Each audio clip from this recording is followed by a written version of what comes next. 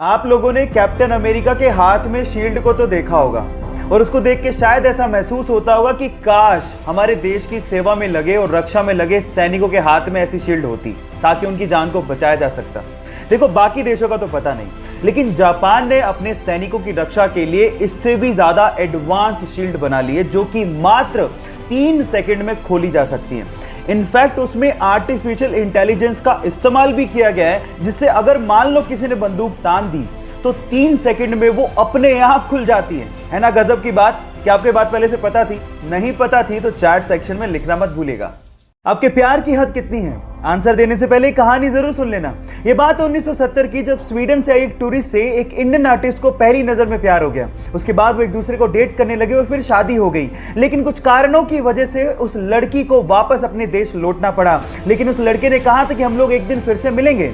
इतने पैसे नहीं थे कि वो लड़का फ्लाइट ले सकता, इसलिए साल भर बाद उसने अपना सब कुछ बेच के 60 रुपए में एक साइकिल खरीदी और 500 रुपए लेके दीवाना निकल पड़ा दिल्ली से अपने प्यार से मिलने। और 4 महीने की मशक्कत के बाद, कोई टेक्नोलॉजी ना होने के बावजूद भी वो स्वीडन पहुंच गया। इतना शिद्दत वाला प्यार देखकर लड़की के माँ बाप ने लड़के और लड़की की फिर से स्वीडन में शादी करवा दी। है ना जुनूनी बात? आपके प्यार में कितना जुनून है? चैट सेक्शन में लिखने मत भूलिएगा।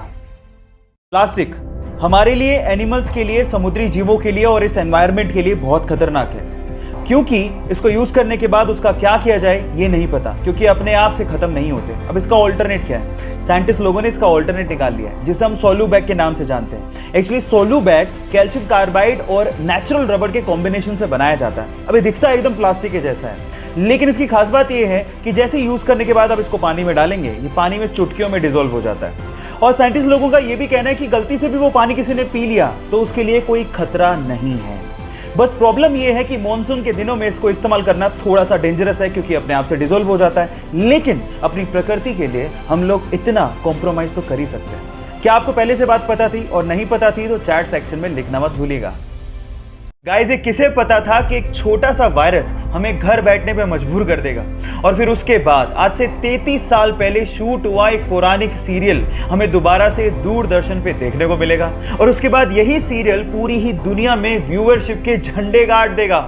यस गाइस, ये बिल्कुल सच है। रामानंद सागर ने आज से 33 साल पहले यानी कि 1987 में रामायण सीरियल को शूट किया था, जिसे कोरोना के चक्कर में गवर्नमेंट ने दोबारा दूरदर्शन पे दिखाना शुरू किया।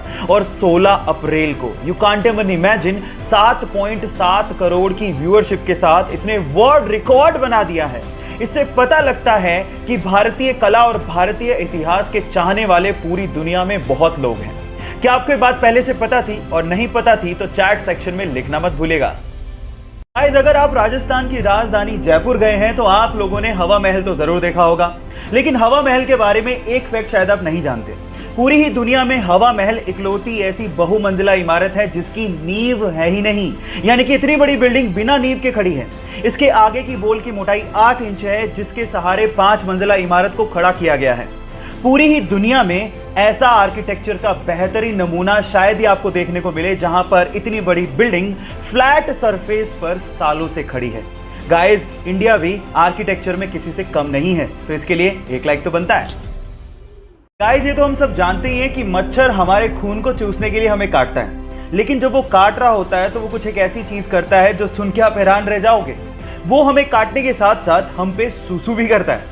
एक रिसर्च से पता लगा है कि कोई भी ब्लड सकिंग इंसेक्ट्स हमें काटने के साथ साथ हमारे शरीर पर सुसु भी करता है, क्योंकि हमारे ब्लड से उसे न्यूट्रिशन चाहिए। लेकिन हमारे ब्लड में न्यूट्रिशन के साथ साथ बहुत मात्रा में सॉल्ट भी होता है, जिसे वो यूरिन के थ्रू फटाफट से बाहर निकाल देता है। तो अगली बार जब आपको काटे तो आप याद रखिएगा वो आप पे सुसु भी कर रहा है। So take care about it. क्या आप पहले से जानते थे? नहीं जानते तो चैट सेक्शन में लिखना मत भूलिएगा। इरिन नाम की एक महिला बहुत समय से बंजी जंपिंग करना चाहती थी। एडवेंचर किसे नहीं पसंद, और इसके लिए वो जाम्बिया गई और उन्होंने दिन चुना 31 दिसंबर 2011 का। लेकिन जिस नदी के ऊपर से वो बंजी जंपिंग करना चाहती थी, उस नदी में बहुत सारे मगरमच्छ थे। जैसे ही उन्होंने छलांग लगाई, उसके बाद वो हुआ जिसका उन्होंने सपने में भी अंदाजा नहीं लगाया था। वो जैसे ही कूदी, रस्सी टूट गई और वो सीधे उस नदी में जाके गिरी जहां पर बहुत सारे मगरमच्छ थे। नदी का बहाव बहुत तेज था, लेकिन उस बंदी ने हार नहीं मानी और जैसे तैसे करके पत्थरों से टकरा टकरा के वो किनारे तक पहुंची और अपनी जान बचाई। कभी कभी एडवेंचर हमारे लिए लेने के देने कर देते हैं, लेकिन इस महिला की जाबाजी के लिए 1 लाइक तो बनता है।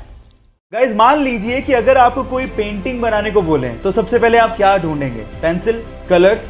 लेकिन इटली की एक आर्टिस्ट गिउलिया बनाडेली पूरी दुनिया की पहली आर्टिस्ट है जो कि कलर्स का इस्तेमाल करती ही नहीं है। वो पेपर पे कॉफी को गिरा के अपनी आर्ट बनाती हैं और ऐसी क्रिएटिविटी शायद ही आपने कहीं देखी होगी। और वो दुनिया की पहली ऐसी आर्टिस्ट हैं जिन्होंने कॉफी आर्ट को इंट्रोड्यूस किया है। क्या आपको पहले से बात पता थी? और नहीं पता थी तो चैट सेक्शन में लिखना मत भूलिएगा।